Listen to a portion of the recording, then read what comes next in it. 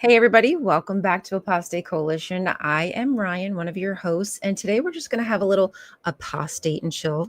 The world is a bit topsy-turvy, and how are you feeling? Are you fearful? Are you feeling anxious? Are you afraid?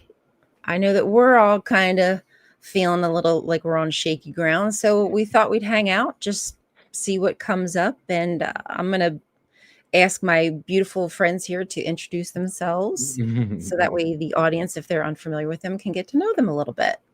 Cool. I'm Mickey, aka Apostate Barbie, mostly on TikTok and Instagram. And I am Jacopo, the compassionate apostate. Welcome. Actually, how about you tell me first, the compassionate apostate, tell me how long you have been an XJW. How long has it been? So I have left in 2007, roughly. So now it's been almost half of my life then I've been out of Jehovah's Witnesses. Yeah. Wow, that's been a while. Okay. I'm a veteran. You're a veteran. You should be leading the charge at this point, right? And what about you, Apostate Barbie? I'm just a baby. I've been out 5 years. You and I think have been out roughly the same amount of time. Yeah. It's coming up to 5 years since I woke up, and then in a few months, 5 years since I left. So, and crazy. Wow, what a difference 5 years can make, right? Yeah. I'm kind of shocked sometimes when I look back at all the things that I used to hold as truths and realize none of it was a truth whatsoever. And, trying to rebuild all that. And, with what's happening with so many different headlines, I mean, we could pick a number, the things that are happening in the organization. It's sometimes difficult to know what struggle to face first, how to deal with the things that are coming at you, because you still have that trauma brain, so it's almost like, you almost want to have to fight those Armageddon thoughts because that's not reality. But yet you are kind of living in times where it feels like it's the end of the world, but it's not. How are you both handling with that right now? I started to have nightmares again, which I didn't for quite a long time. And, I didn't dream anything that was specifically related with what happened recently with the school shooting and the Charlie Kirk shooting, but it triggered a lot of stuff that I started to see online, and that stayed with me and made me ruminate a lot. And then I guess it's not casual that I went to sleep and I started to have nightmares, even though they were not directly related to what happened. They were very dark. They were very much related to a sense of persecution, a sense of danger, a sense of not feeling safe, meeting people that you don't want to meet, people falling for alternative right-wing pipeline and stuff like that. It wasn't pleasant. This morning I was awake around 4:30 a.m. like this, and I was like, please fall asleep again, and nothing worked. And that seems to be pretty typical of a lot of former Jehovah's Witnesses, to have nightmares. I know I was plagued with them for years. Now that I'm a little older and wiser and have separated from that cult-like thinking, it's not as bad. But times like these, they will start to pop up again. What about you, Apostate Barbie? How have you been handling stuff that's happening? I know you post on social media, you're hearing flack about different things, and your opinion. People get frustrated with hearing your opinion. How are you?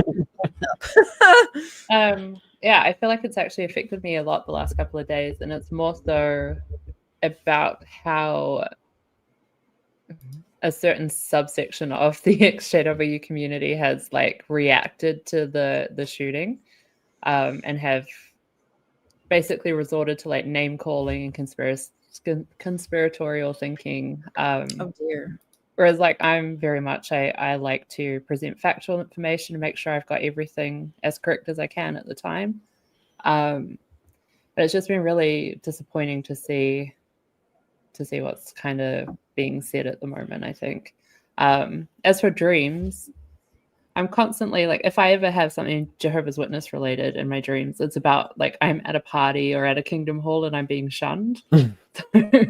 That's literally the only way not the shun. Yeah, but I seem to like, I'm not affected by any thoughts of Armageddon or end of the world stuff because I fully deconstructed all of that side of things. But it's more just like the emotional manipulation that is shutting.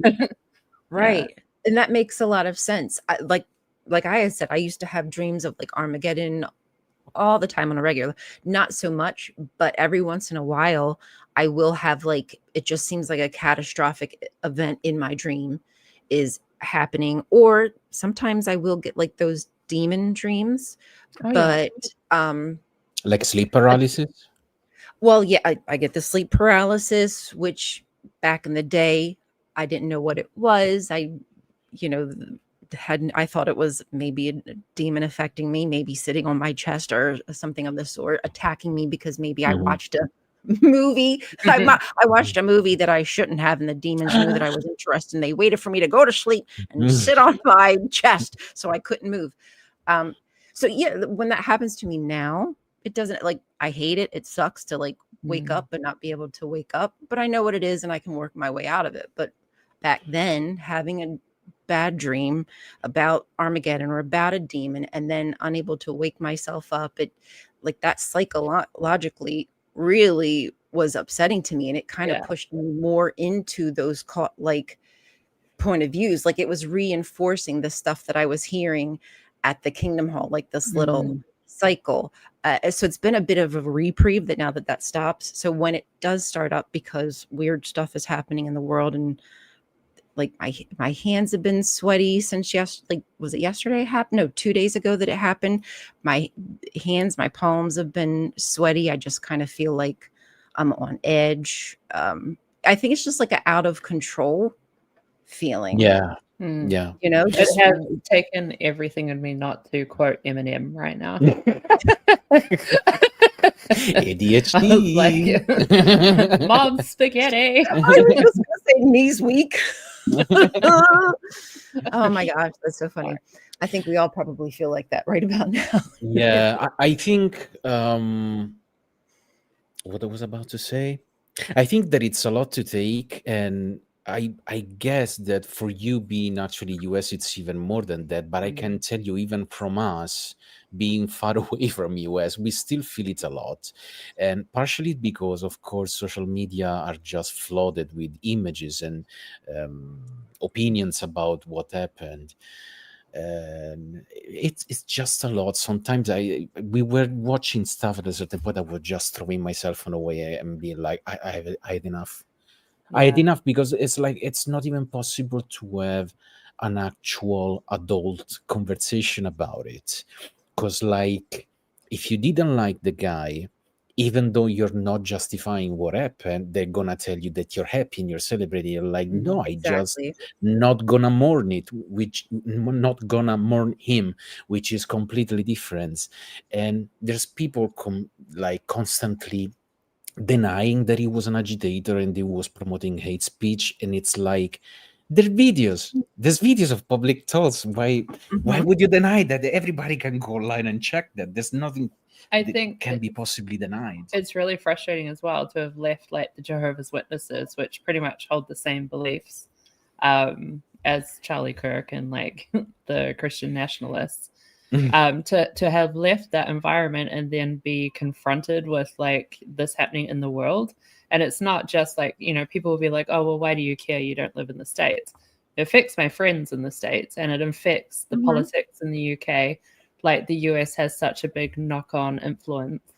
And it's affecting New Zealand as well. It's affecting Australia. So it's not just like an isolated incident. It's like emboldening people to really just say what they should be thinking inside out loud.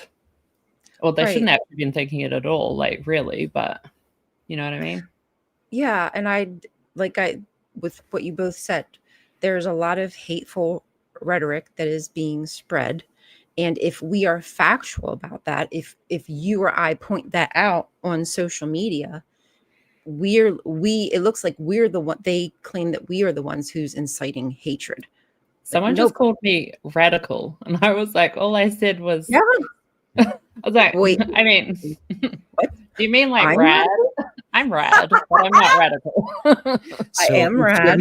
if you're not racist, if you're not misogynist, if you're not transphobic and homophobic, then you're most definitely a radical. Yeah, the fact that we want our children to be able to attend school and focus on their schooling instead of having to Shooting drills. instead of having to do maneuvers in their school to hide in the closets and learn how to put a chair against the door so that way somebody can get in, after, like, and let me highlight what Emily said. It just feels like this is happening over and over again. And Charlie Kirk came to an end. I'm trying to watch the algorithm, sorry. Through a school shooting. It's something that could have been prevented. It was a preventable death. And that's simply the things that we're trying to emphasize. It didn't have to happen. And it's something that he thought was worthy in order to protect the Second Amendment rights, I think. Yeah. It's the correct amendment. It's also one of those public tools that everybody can see online. It's just there. He said that, if somebody dies every year, we need to take it because it's so important that everybody has guns. Maybe not everybody should have guns. Sensible gun laws. Yeah. And the argument has been that we're the ones who want to take away people's gun rights, and it's yet to happen. Mm-hmm. It's just a constant wave of fear mongering coming from like a certain demographic of people, and it's not based in reality. It's twisted. It is backed up, like with Charlie Kirk, it's backed up by hateful scriptures from the Bible. And, we're just trying to stand in the face of that. I'm not celebrating. I'm not cheering. I'm not condoning whatsoever. I'm just speaking factually about, somebody who spoke a lot of hateful things, who thought that it was, as you said, okay for gun violence because it's worth it to be able to keep your guns. This was a path he chose, and I'm just sharing that. That is all. I'm trying to remain compassionate, empathetic. I'm trying my best. It's very difficult when they won't extend that same. Yeah, he wouldn't have cared at all if it was, someone from the LGBTQ community that was found their end in the same way. He would be probably celebrating it actually, when the rest of us are just like, hey. The thing is, like, even rationally, even if you are very emotionally immature and you are happy that he was unalived, the negative repercussions of what happened are way too many to not take them in consideration. He was unalived in front of a massive audience that has surely been traumatized by what they saw. He's been unalived in front of his own family, so his wife, the little kids, surely they're gonna have massive repercussions in terms of mental health because of what they had to witness. And then the whole thing and how it's being handled by politicians and how they are peddling it and actually exploiting it and weaponizing it for propaganda.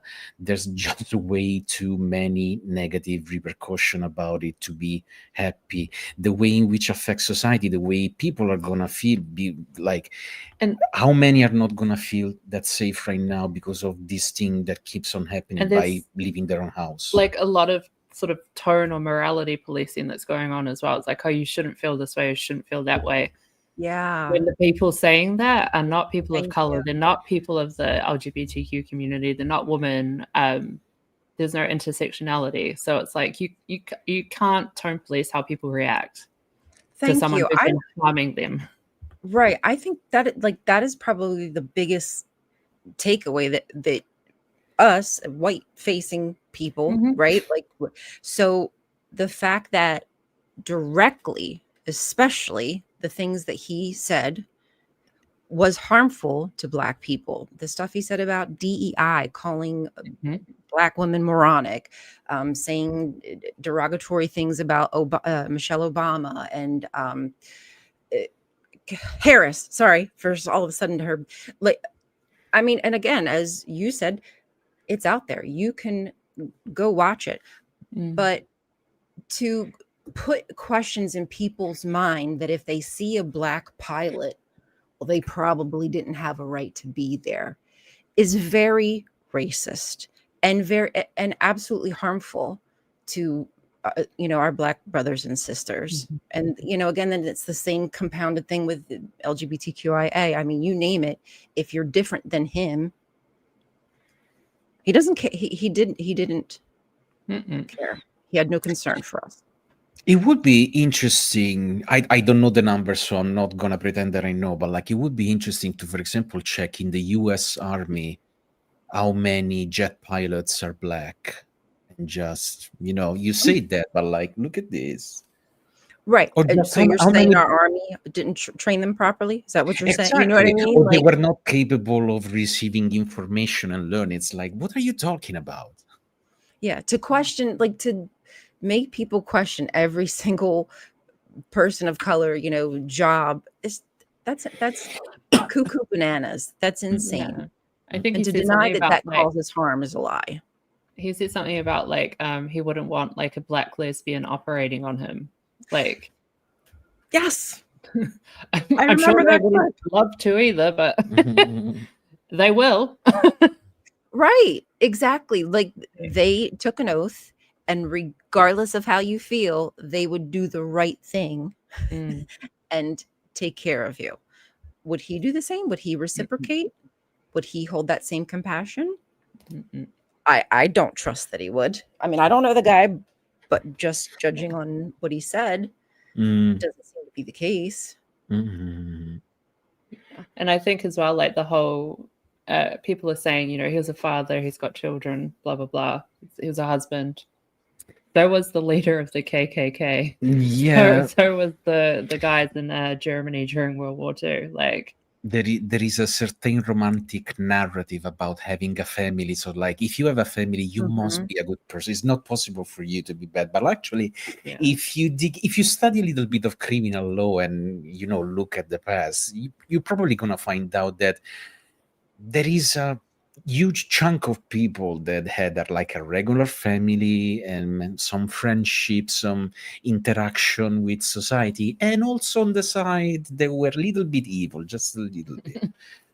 It doesn't mean anything. It doesn't necessarily mean that it has to be him, but it doesn't mean having a family is not a guarantee that he was a kind person. Somebody said he was so kind. How?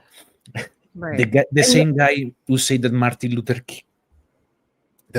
King was evil, and the whole fight, the whole struggle to make sure that black people didn't suffer apartheid anymore and that they could express their voice by voting, and that was a big historical mistake. That's the guy who you're calling kind. I thought that I saw. I'm just trying to. Oh yeah, fact check. That Charlie Kirk once said that passing the Civil Rights Act was a huge mistake. You can't say these things and not expect us to point out how blatantly hypocritically racist that is. Like, give me a break. Knowing what our ancestors did, what they allowed. My goodness, that's and it's also not based on anything factual. Like, how do you back up that claim? Like, it was a mistake because of what? Because you cannot have, I don't know, you want to go back to the slave ownership time as like, well, he said he wanted to go back to like Jim Crow era, I think, because there was less black crime at that point. Like he debated a college student saying that. She was like, hey, she was so well, her responses were so well formed, but he kept interrupting and just bringing up the same talking points. So it's just. Is that when he was saying something about 1940?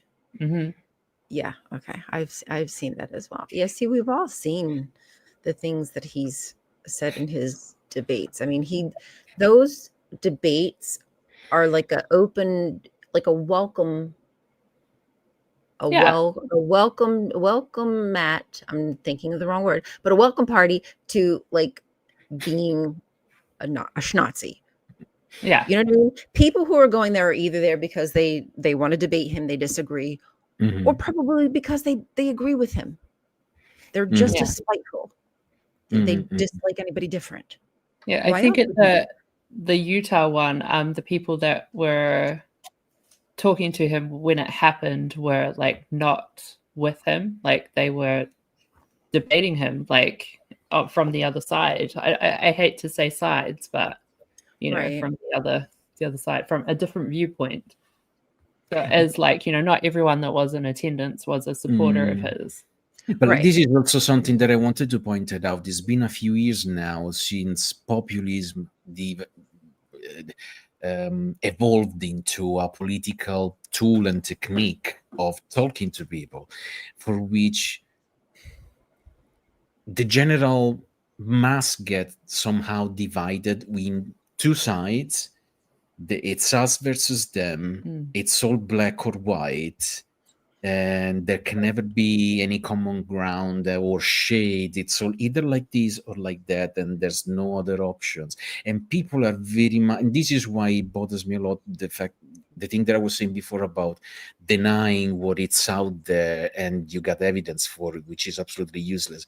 People are almost supporting their political party in the same way hardcore hooligans would support their football team, and they but like if you do it with a sport, it's dangerous enough because sometimes people get killed by accident. But like if you do it with social issues and policies, that's very much dangerous, because then it's a very quick slippery slope falling into, let's not say Nazis, but like fundamentalism in general.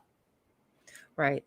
Authoritarianism, viewpoints, believing that women shouldn't have rights, that women, you know, shouldn't be going to school, or if they're going to school, it should be to find a husband, that we shouldn't have rights. Yeah. You know, our own autonomy for our healthcare, job. I mean, you name it. Like our lives shouldn't be prescribed to us, but that would be what someone like Charlie Kirk would want, and his friends, his friends, whatever you want to call it. Yeah, his buddies. Yeah, his cohort. I think that's the even better word. They don't see us as, you know, equals or partners. They see us as somebody who should submit, you know, should play a specific gender role because it makes them more comfortable. It makes it easier for them to feel like they're more important than they really are. And I'm just not I'm not your pawn, and I'm not your object. Just stop fetishizing us. And it's even like they have like, they're so offended by anything pride or anything woman or anything diversity, when it's all just about trying to show inclusion and like represent different people, because we aren't all just white men. And we should be able to see ourselves represented in media, in the world, as we go about life. And they've viewed that as like some kind of an attack on Christianity or their way of life. And then that's why it's like they just want to grab it all back. It's so sad.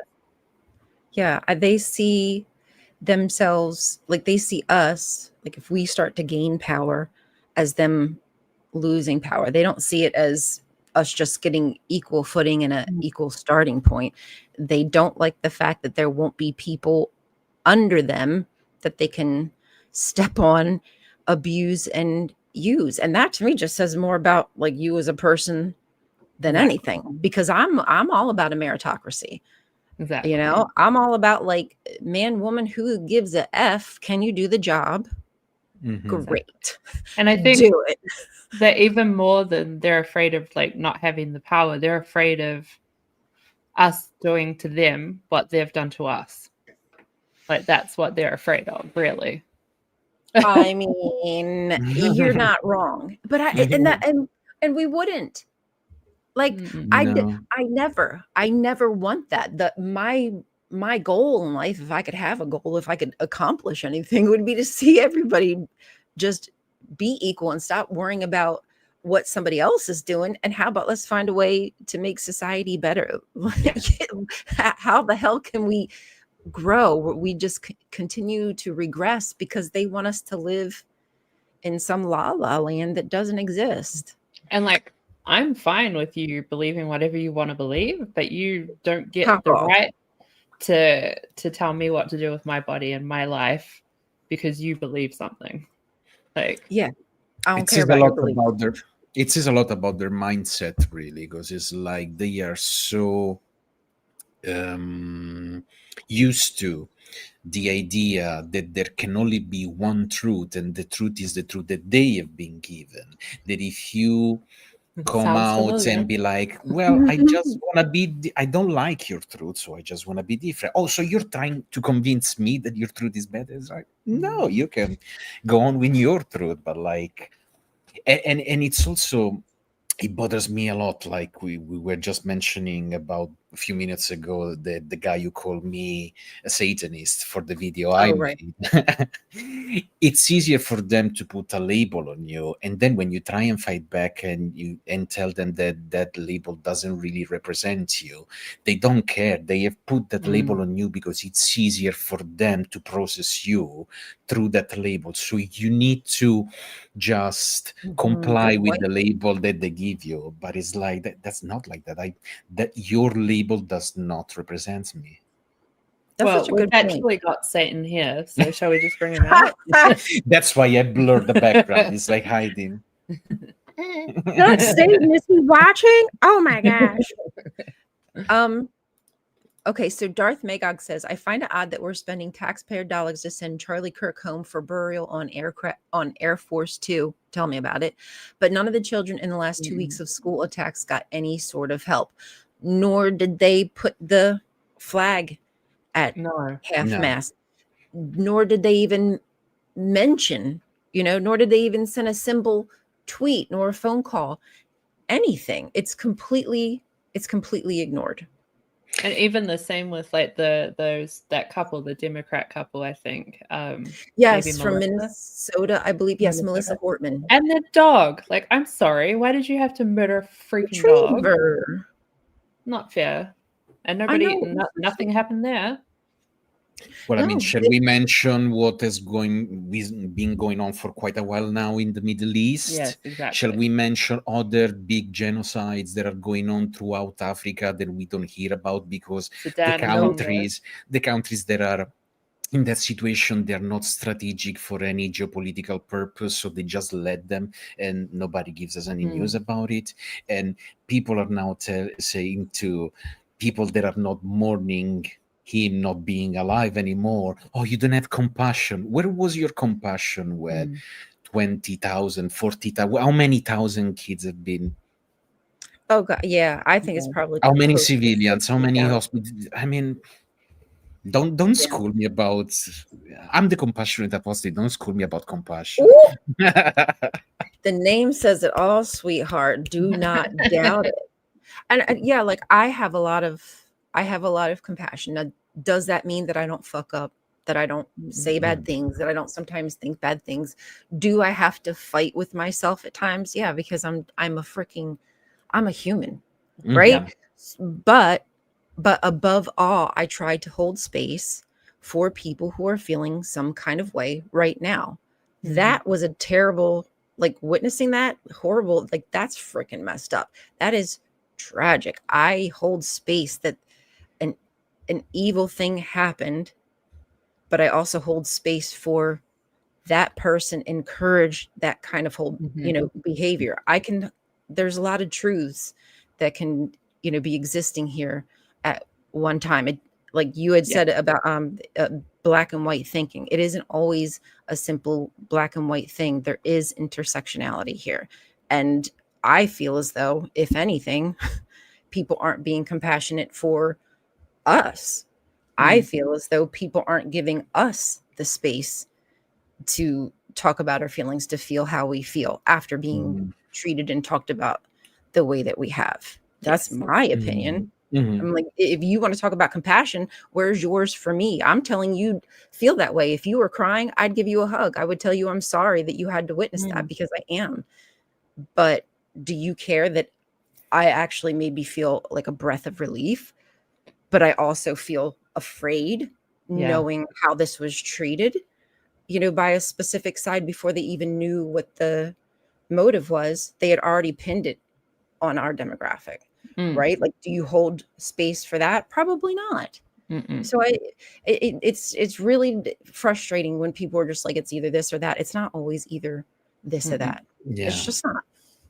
That's JW thinking. Just saying. Politically wise, we were also saying before we just started that they're trying to frame it as it's the radical left, and the guy is like a war veteran, young war veteran. Well, not a war veteran, he was a military veteran. I don't know if he has Oh, was he? been. So I still don't even know. Like, there's still so much to come out, and they already had had their mind made up. Well, Ron Pomo was just saying that he saw that the guy was like doing this because he thought that Charlie Kirk was not extreme enough, like that he could be more racist or more homophobic. So apparently somebody else is radical. See, but Trump was on Fox News saying how horrible we were, and that like we're perverted. He didn't say the word perverted, but that's basically what he says. I don't think he can pronounce anything bigger than very, very bad. Greatly. We're very, very bad people. That's what he was saying. And meanwhile, it wasn't us. I mean, honestly, as soon as I saw the shirt, I was like, if that's the guy who did it, he's wearing a flag shirt with an eagle on it. I'm just saying that kind of gave me an inkling of who it was. But immediately I saw people say, no, that would just be a false flag. That would just be, something he'd wear just to throw us off, to make us think. Like, no, turns out it wasn't.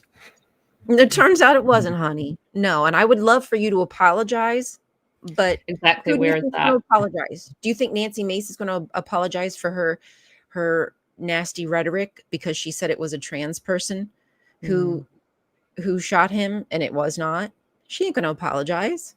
And there was someone, I'm not sure who it was, that like tweeted out like, bring back the death penalty. And then when they found out that it was a white man, they were like, oh no, we need to psychologically evaluate him or something. Like it was not literally, it was a metaphor.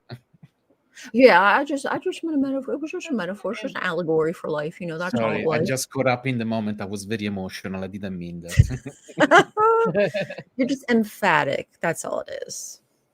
Yeah, and also there was also somebody at the funeral that was talking about Islam because it was also the anniversary of the 9/11. But like the thing is, the guy is a white American boy who also served in the army, so it does not. You cannot label him with any of. He is not part of an ethnic minority. Is not gay. Is not trans. He is not part of the majority who commit shootings, white and male. Yeah, right. But that will never be addressed. That is the number one thing that should be addressed, because if we take them all and put them all together, we would get a very specific kind of person, which I think says a lot that we could address. But what would happen is if we say that, then we're the ones doing reverse racism. I mean, there's also a lot to say about the fact that maybe not being American, I've seen a lot more about it, but there was a lot of talk about the gun laws in Japan, because in Japan they didn't make the guns outlaw, they just made it very difficult to get one legally. And there is a very massive emphasis on mental health testing. So like if you're not in a condition in which we think that you yourself and the people Mhm. around you can be safe with you owning a gun. You're not gonna get it. I mean, I And still so like, because I'm from New Zealand and like how we just don't really have guns around. I don't even know what Right. our like proper official laws are. Just that Jacinda asked us, or anyone that had like a semi-automatic, maybe, I don't know. You had to hand those in at some point. But other than that, like, you're very hard pressed to find someone who has a gun. Like, a toddler's not going to accidentally shoot themselves in the backyard because you've got a gun that Or you shoot his don't mom. need. Like, I'm so like, I don't know why you need a gun unless you're protecting yourself from other people who have guns who think they're protecting themselves from you who have guns. And then people are like, oh, it's because of the government. I'm like, well, why aren't you doing something about it now then?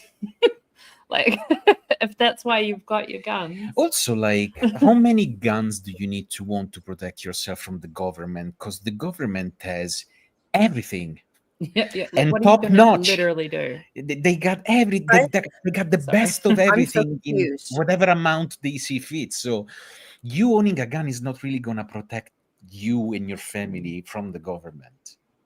No, yeah, that concept does confuse me a bit, because how are you going to stop a tank? I mean, I guess you could fight back for a little bit, certainly, A maybe. drone, an helicopter. But especially now with modern warfare, my goodness, are you sure that you're going to stop a drone? I don't know if that's really possible, but yeah, Kevin can have his gun on his farm in Tennessee to protect him from all of the. And even so, like, if I don't know. you feel you want a gun, you feel you need a gun, you hunt, whatever. Like, I'm not even. I'm just saying it doesn't have to be a free for all. That's all. I think we're all just saying, like, have a little common sense. What is the issue with that? But also, like, if you're hunting, it can be debatable. Some people don't like hunting, especially for sports. Like, if you're hunting and that you eat, maybe a case can be. But also, you don't go hunting with an assault rifle. Yeah. If you're going hunting with an assault rifle, I just don't think hunting is for you. I don't. You know what I'm saying? Let's kill the deer. Yeah, I think that maybe you should find a different hobby. I'm just saying. I mean, who am I to tell people what to do? I mean, I'm not. Oh goodness. I mean, yeah, I feel like that's what it boils down to, is that like none of us are telling anyone what to do except like maybe just be kind and have compassion. Yeah. Like actual compassion. Not the TikTok one or the Instagram one. Like real compassion. I think that's what I could ask. That is the least that I could ask from people. Yeah. Is to have some consideration of me being a human and deserving to be treated with respect, just like you would expect. End of. It's pretty simple. Like, you go about your business. You don't tell me what I can do for my job. You don't tell me who to love. And I won't show up at your job and tell you shouldn't be doing your job, or come to your wedding and tell you that you shouldn't marry that person. Like, you live your life, I live mine. And we could have a better functioning society if we worried more about ourselves and what we were doing that we could improve, versus trying to tell Jim and Tim how to live their life, how to live their life. Like, get over yourself. You're not that important. You're not that special, and you're not perfect. So what is the purpose of it when you yourself can't even live by those rules? Exactly. Yeah. I mean, look at Trump. Jeez. Cheater, cheated on his wife. How many times? Had a baby outside of wedlock, did he not? Or it seemed so. And there's some stuff that is coming back to haunt him from the past, when he was not yet a politician and he was just doing interviews for the showman he is. There are two videos that very specifically bother me a lot. One is the one in which he says that he could have all the girls he wants, whatever the age, and I say, I mean, I wouldn't go below 12. Below 12? Mm. That's where you draw the line in the sand. It was a weird number to say. Yeah, very, It very was weird. Yeah.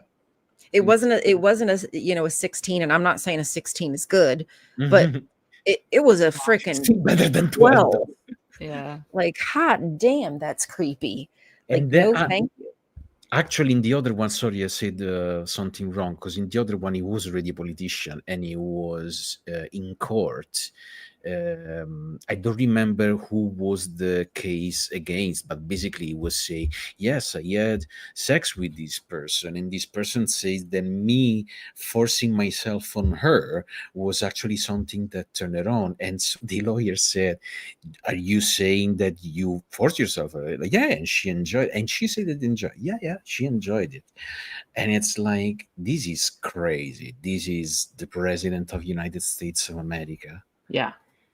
But this rhetoric primes them, like the stuff that like Charlie Kirk and the ilk, they propagate that kind of rhetoric about people, and that makes it as if a man can do whatever he wants whenever he wants, and all he simply need to do is apologize if he ever does get caught. And then it's like, not really, because like, I don't feel like they're very keen on apologizing either.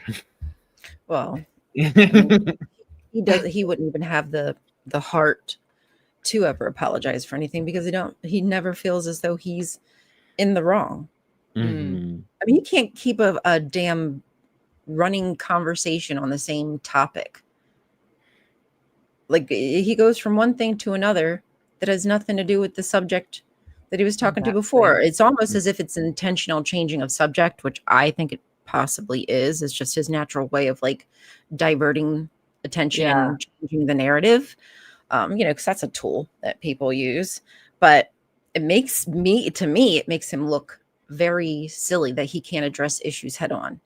And just I feel like respond. You can't speak like he's older than a 10-year-old. Like that's the thing that frustrates me. Is like you listen to this man who's supposed to be an adult, supposed to be a world leader, and he's like, oh, very bad, or this thing is not good, and then like capital letters in a tweet for no reason. Like, even the way in which he justifies himself when he gets caught off guard. I've heard another interview recently in which somebody was willingly trying to provocate him and be like, so you're a Christian, you read the Bible, what would you say is your favorite Bible verse? And we'll be like, well, that's very personal, I wouldn't go there, that's very personal, I don't want to talk about it. And it's like, dude, it's just a Bible verse, there's nothing personal about it. What are you talking about?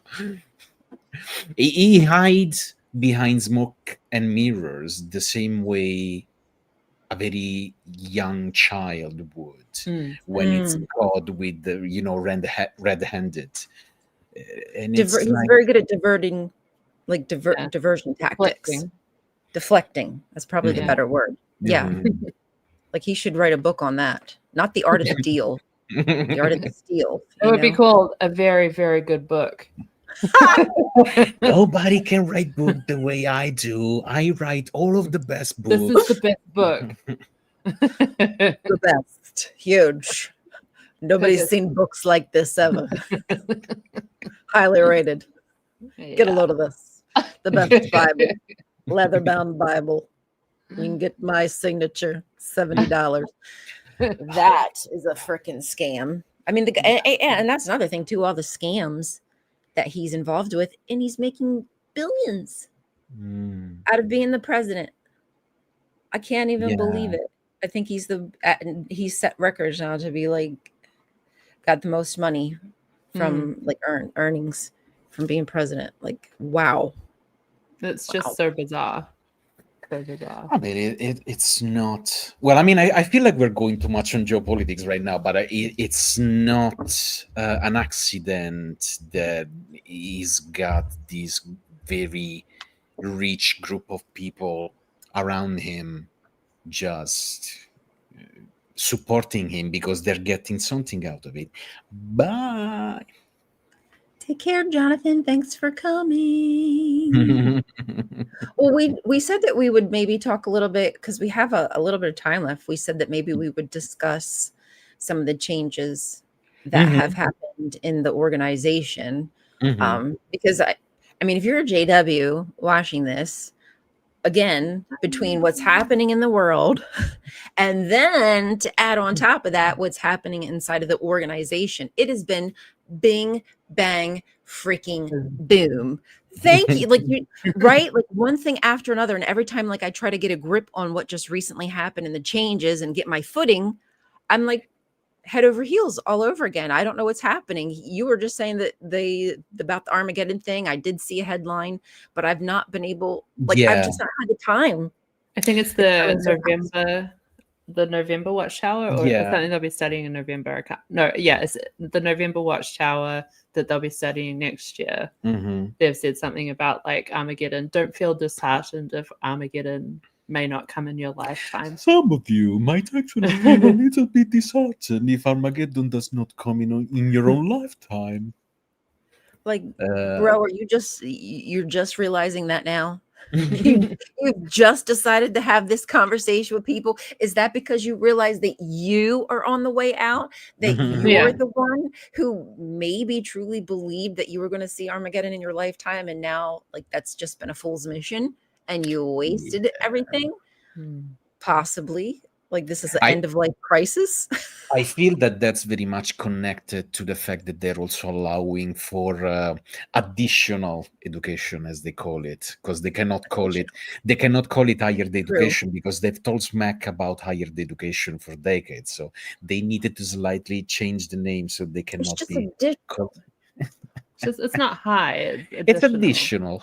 Yeah. Nothing about higher. No. I'm gonna go get additional later. That is an addition, if you get me. That's 4 plus 20. Oh my goodness. Hey, maybe didn't they come out and say that it's okay if you, like if it's medicinal if you smoke weed? I thought they did. I think they had maybe not in writing. Maybe not smoking it, but like having like CBD medicinal stuff that is prescribed from doctors. Then it's okay. But once again, this is something that they added in the newest edition of the Shepherd the Flock of God book. So might be disappointed to find that Armageddon won't come in their lifetime. Yeah, exactly that. Also, hi Lucy. Yes, we're all very shocked that it's not going to come in our lifetime. Oh no.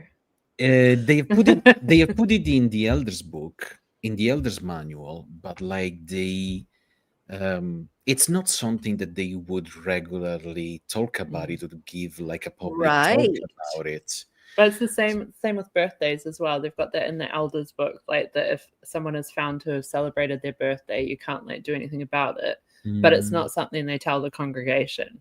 So it's not like you're going to get disfellowship for celebrating your birthday if you've done it like quietly. It's like the rank and file don't truly know what their rules are. Yeah, they think they do, and I'm certain I probably thought I did at the time when I was there, but in reality, so many things would be changing that what you thought was acceptable, 5 years ago, it would be completely changed. And just like now, how many witnesses would have no idea that you could maybe get away with certain things? Yeah.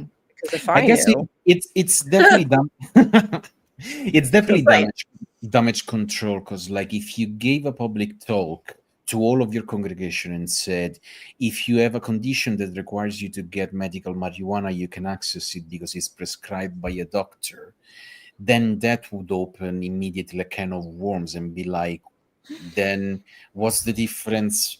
Why can I use it if it's prescribed by a doctor but not for recreational stuff? What's wrong with the plant itself? Like, why all in that kind of setup? And they don't probably want their flock to ask too many questions. Sorry, Ron. Someone told me that it was in the Elders manual, so I was like, cool, okay, I believe you.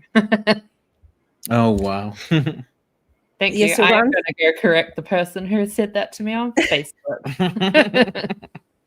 but this is a again, which to our point is that you and I would not ever know what was happening, up in the those who have more authority than us or have the ability and connection to information that we're never privy to. And that's why We'd have no also, clue.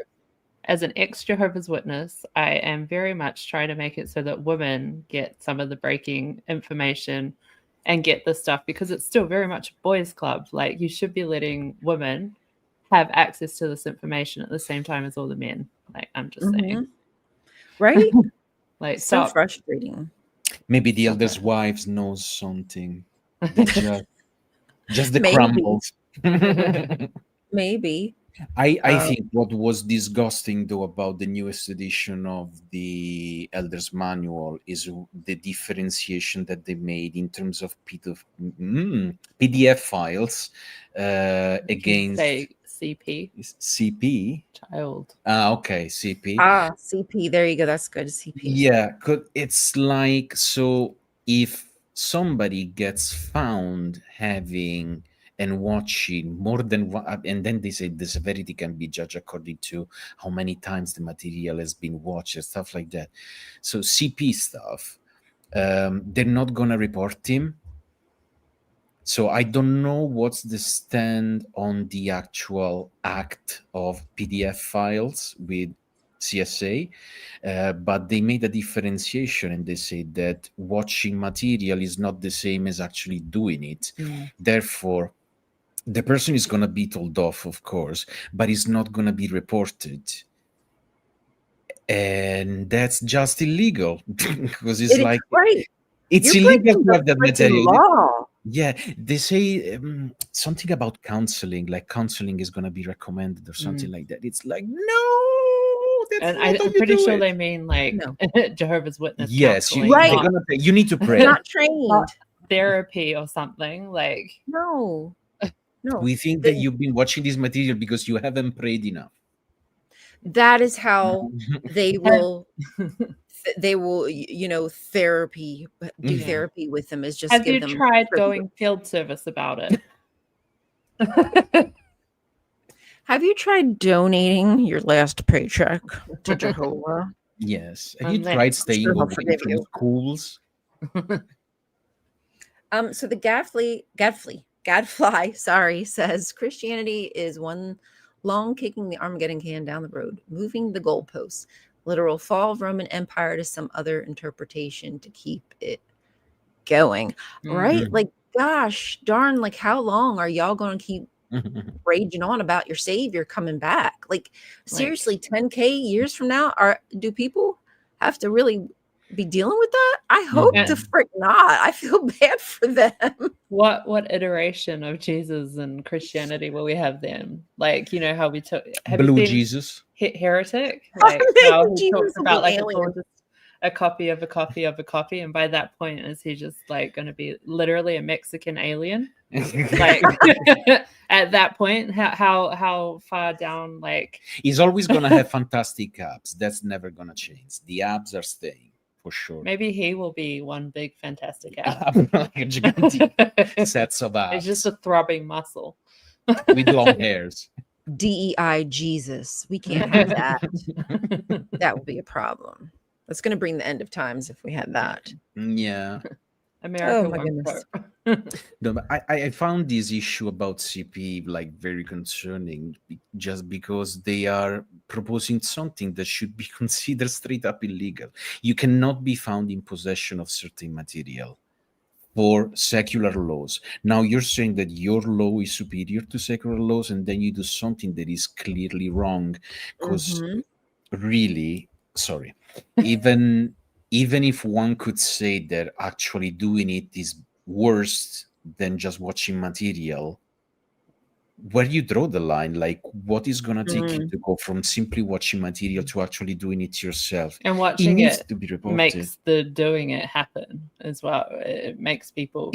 Yeah, that's what like you're feeding into the industry. Yeah. Oh yeah. So sorry. what the correct word is. Yeah, I don't know either, but repeating the problem, but Yeah. right. basically. It's inappropriate, completely inappropriate to know that a person of that caliber is in your congregation Knocking on doors. Right. Okay.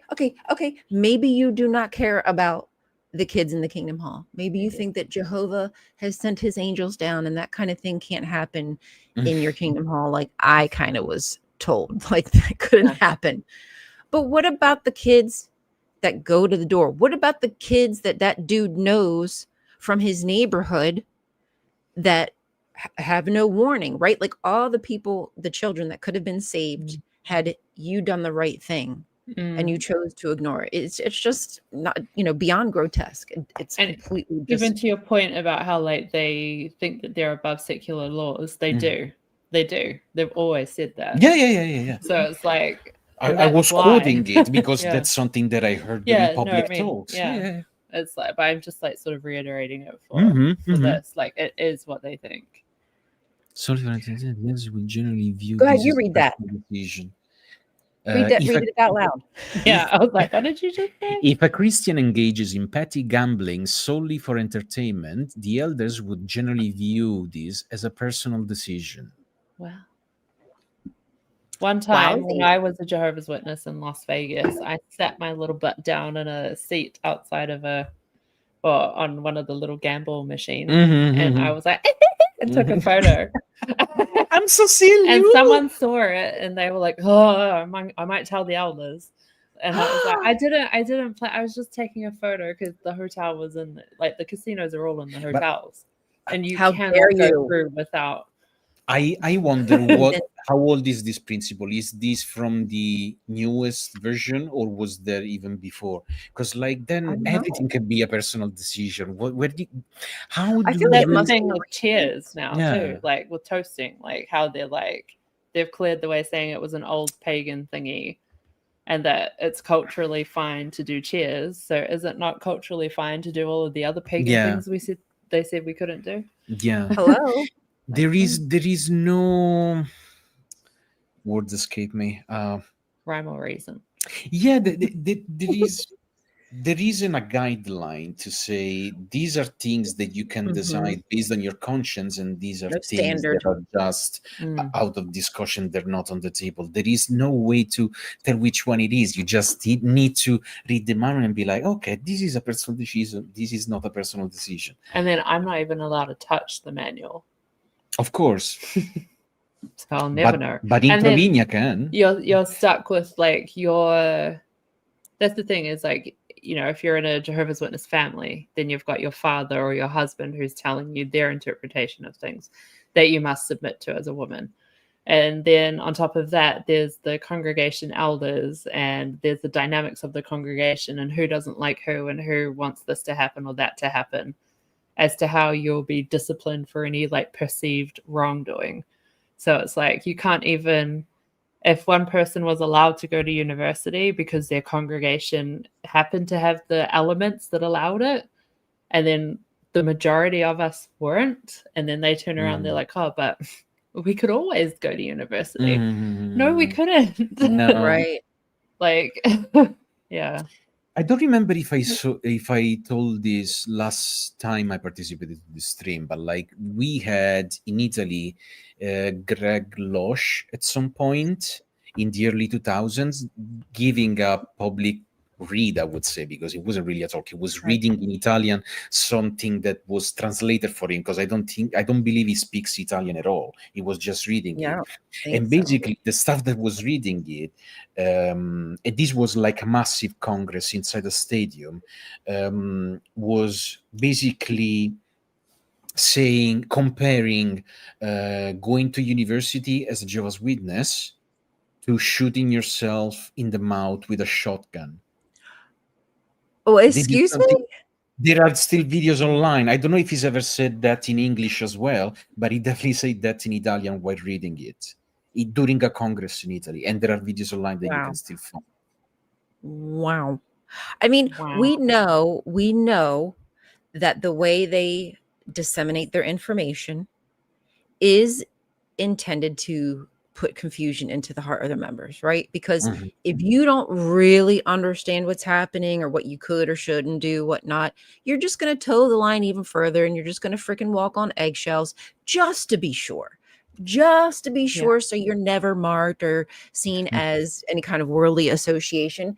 You're just going to reel it all in. You know, if you're a dad, you're not going to let your kids do specific things in school, even if maybe it could be up to conscience. You're just going to do what you think is the more responsible thing, which is just to do the hard line and just say, we don't want no part of that. And it's unfortunate, but it's the reality that many Jehovah's Witnesses live in. And I think, like I said, I have no idea what some of the like rules were changing probably all the while I was in there, and had they were going over my head. I had no idea. When they changed the thing about allowing fractions for the blood card and all of that, I had almost no understanding. I didn't fully comprehend all of the other options that were available to me. So I was just like, oh, no blood, like on my blood card. Absolutely none at all. I think I did that too. I want to make sure that I definitely don't do the wrong thing and get something wrong and miss out on Armageddon. I mean, not miss out on Armageddon, miss out on a resurrection.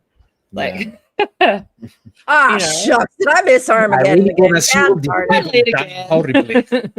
God damn fractions. But the fraction thing, I remember signing, like having those nights where we would sign the cards, like you'd ask somebody important in the congregation, like one of the elders, will you be the one to sign my card, and be the one that comes to the, it was it's kind of like a responsibility. And it never even sunk in what I was doing. That I was just signing my life away. I was handing my life over to somebody who barely knows me, maybe in theory cares about me, but wouldn't fight for me like my husband would. I just think that's kind of crazy. And I was just willy-nilly like, sign this, okay, pop it into my wallet or whatnot, and going about my day and never thinking about it again, and thinking I was doing the right thing. I'm a good person. I remember vaguely when they announced it in the congregation I was, that even the speakers that were giving the talk about the new thing about the fraction, they didn't seem to quite understand very well what they were talking about. So everybody was very confused. Even the elders, they were talking and they're like, because what sense does it make to separate it out? What are you talking about? Okay, separate. I mean, I understand that, like, they, for operations and whatnot, they have like fresh frozen plasma. Like, I understand that they do that, but for very specific reasons, So I didn't understand this separating it. It all just seemed like the same damn thing. So I was just like, nah, I probably should. I'll just be safe. I'm just going to toe the line and say, I don't want any of it. Sign in my life. Jehovah's going to be happier for that. Yeah, he's going to realize that, how much a believer I am, how much my heart is in it, how much I love and trust him. And I get so many Jehovah's Witnesses on my TikToks, like talking about, first of all, it's wild that I have Jehovah's Witnesses in my TikTok comments. But second of all, they'll be like, oh, well, there's, blood transfusions are dirty, and like there are cleaner and better alternatives that all of the medical professionals like agree that are better than transfusions. And I'm like, show me some kind of evidence, please. And they never do. They never can. They poisoned their minds. And my mind, I know my mind was poisoned against it, because I had an operation like 2016. My husband was there.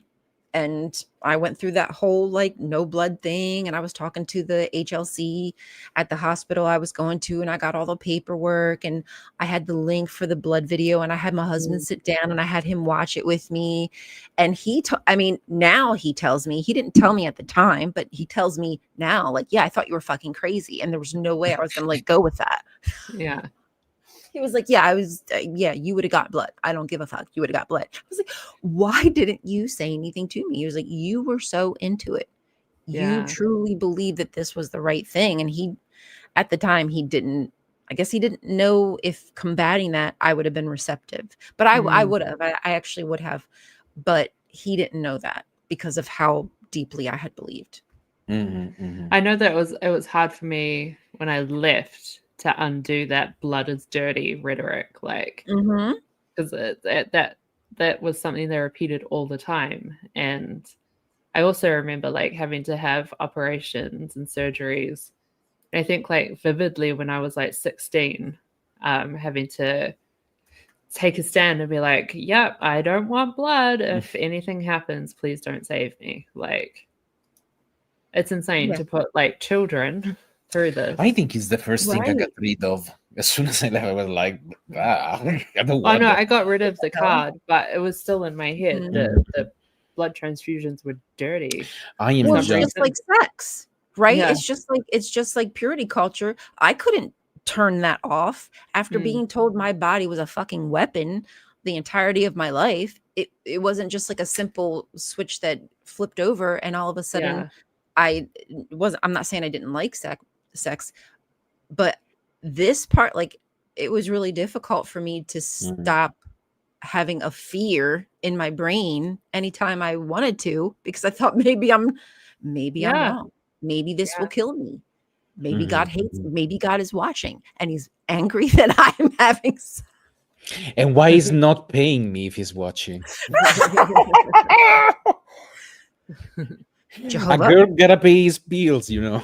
He can't pay because the Jehovah's Witnesses are using all their money to build the movie studio. Yeah, the movie studio. Yeah, the Jesus movies. Sorry, the movie studio needs to be built. No sex for you, Ryan. No. She can still have sex, but you need to feel guilty about it. Yeah. I have to do it at the studio. With Jesus. That's for a different channel. No, I did not see that. Did we talk about the Amish woman who gave her 4-year-old to God by throwing him in the No, I did not hear about that. That's so sad. But it's not the first time it's happened. No. And it won't be the last. Stephen did the whole like babies are enemies of God thing. There was a Jehovah's Witness woman that hurt her child. I can't even remember it now. I think she killed. I feel like she was from, was it maybe Brazil or South America or something? Yeah. I don't feel like it was America or it happened. Not that it couldn't, but because I remember having trouble finding like an article. Yeah, I remember finding something at the time and like being all over it, but now I'm like, well, there's so many things happening. About Amish, what I would say is, I do not know the names of certain associations, but there are associations out there. Your body's still away from us. Watch out. There are associations out there that are trying to help. They are trying to help young people. I'm trying to say something serious. My boobies.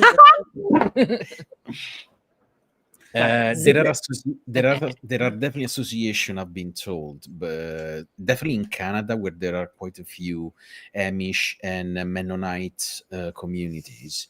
So I would assume that there might be some in US as well. There are associations that are basically trying to get people out of those communities if they want to leave, especially the young ones. So they're not forcing people to leave, but like, because their communications are quite limited, of course they try and set appointments for them to meet in a neutral zone so they can go and pick them up and bring them to safety. So if you do a little bit of research and you want to support them, definitely do, because they do need help.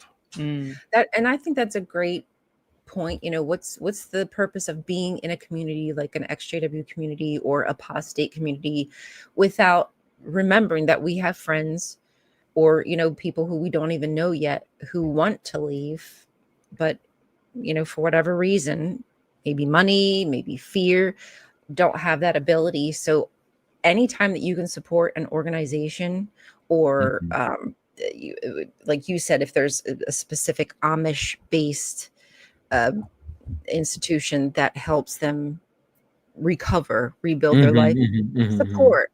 I mean, you can volunteer, just send money. Like maybe you don't have the ability to volunteer, but you got $5. It all adds up. It all matters. It's all helpful. And especially since we don't get the support that we should from the government, because most of that support goes to like Christians and stuff like that. I wish that like they would be forced to also have a program for those who want to leave church, high control groups, what have you. Like that should be compulsory, that they also have to pay for that, since the government does give them money because they're supposed to give back to the community. The government was like, this is a lot for us to do, so why don't the churches handle that? Which is why they get subsidies and things like that. But it doesn't go back into their neighborhoods like it should. I'm not saying all churches, but I think a majority don't give back like they're supposed to. No, and it's good to have a secular choice as well, because people just feel a little bit more confident knowing that there are no ulterior motives behind somebody trying to help. And I can also say from personal experience that with the volunteering that I'm doing, it's very much therapeutic to, at the very least, be able to feel like, okay, I've suffered a lot, but at least I can use this background knowledge that I had to develop growing up to help other people who are still right now in the same situation, or they have been in the same situation and they're still struggling and they want some support, some help, some tips, some suggestions or recommendations. Community. Yeah. Just to know they're not, they're not alone. When I found y'all, like I was like, oh my fucking God, there's other people who feel like I do. Seriously, it kind of was like a free for all. I was like following people, all kinds of, I was like, me too. I'm Jehovah's Witness too. Oh my God, I think the same thing. And I kept getting hit with all these stories, experiences, learning about, the governing body, things I didn't know, changes in doctrine that I had no idea that had happened, things like that. So it was just like, whoa. So people don't realize, people don't know. I had no idea. So these places are super important for us to support. And I say that, and I should do a far better job at advertising for them. In my brain, I keep saying I'm going to do better, and I'm trying. I'm not Jesus. I can't be Jesus, guys. I'm doing my best. But yeah, like recovering from religion, freedom from religion, those are great places to start. Yanya, she also has a thing that she does. And she's a trained, she's a cult specialist or whatever. Yeah. So like, she's a great place to go to, and, does her own thing. And Stephen Hassan, like he does things as well. So they are out there. They just need us. They just need our support. We both volunteer for Faith to Faithless in the UK as well. So which are parts of Humanist UK, which are part of Humanist International. So you see, maybe it could be worthy to get in contact with Humanist International and see if it's possible to open a branch of Humanist in US or Faith to Faithless in US, just to have that secular choice that is still not there, to help people that don't want to deal with religious groups.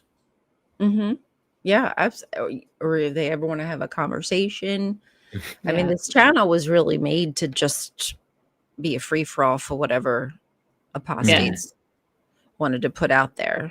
So that's always fun too, just having like open conversations like this or panel or whatnot. The more information, like positive information we can put out there to combat the negative stuff that we're inundated with on a regular basis is helpful. Little calm from the storm, if you will, because we're definitely in the eye of the hurricane. Right now. Well, actually, the eye of the hurricane is supposed to be kind of calm, but the worst is it's all around you. It's all around you. It's surrounding us. Well, it's 15 after. Do you guys want to wrap up? Yeah. Okay. So I appreciate everybody who came. Let's do a little shout out real quick. Thank you so much for joining us today. Chronicle of Lucifer, Emily, Apostate Babe, Linda James. We've got our lovely Dan D here. I'm just clicking whatever comments, so just don't judge me. Pimi to Pomo, thank you for joining. Ron Pomo was here. The Gadfly was here. Darth did I miss Magog. anybody, guys? Who? Darth Oh, Magog. Darth Magog. Yes, Darth. Thank you, Darth. Dendi. I haven't seen you. I don't see you enough anymore. You've been so busy. And Jonathan was here. So everybody, thank you for stopping by. We've been having fun Yay. doing these little conversations on the weekly. And just so you know, we're fine with whoever would like to join. So if anybody in the chat ever wants to join, we're trying to do it on Fridays. It might not always be regular, but just let us know in the Discord if you want to join a show sometime and have a conversation. Well, thank you for joining. Do you all want to let everybody know where they can find you? And if you have anything coming up where they can watch or support, let us know. So as always, I'm on TikTok and Instagram, Apostate Barbie. Well, I'm everywhere at that, but I'm mostly on those two. And you? I have a YouTube channel that I am trying to little by little grow. I have very little tools right now to do all the stuff that I would like to do, but I'm getting there. I just also worked with, in a collaboration with Apostate Coalition. We made like a GW broadcast parody that you can find on this channel.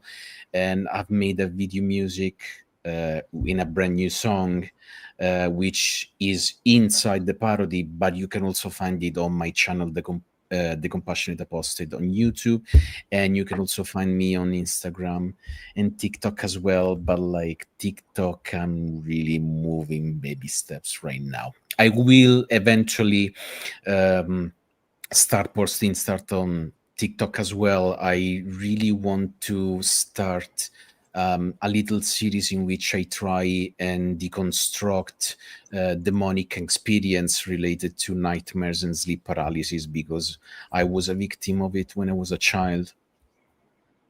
Oh, I'm sorry to hear that. Well, so please go support the channel. His music is awesome. I honestly, like, I hope we can figure out a way to get that song into everybody's ear, because the words are on point. It's fun. It's like tongue in cheek.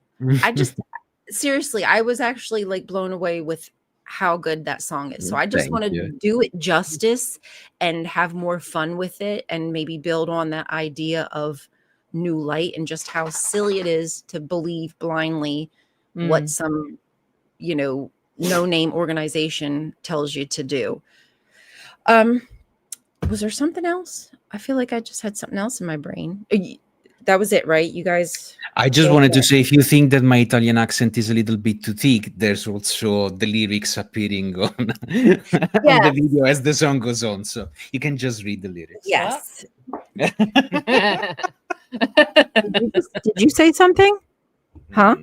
I didn't understand. No, but seriously, very talented. Please go follow them both. You know where to find me, Ryan. Well, I say that. Maybe you don't even know who the F I am, but Ryan Caltastic on YouTube. That's where I make the bulk of my content. I don't think I have anything too crazy coming up. I do a weekly morning show Monday through Friday at 9 a.m. Eastern Standard Time on the Atheist Morning Show. And I think that's about it. So thank you for joining. Hope to see you next week. Yeah. And I love you all. Take care of yourselves. You too. Bye-bye. Bye. Oh, you do the little heart together.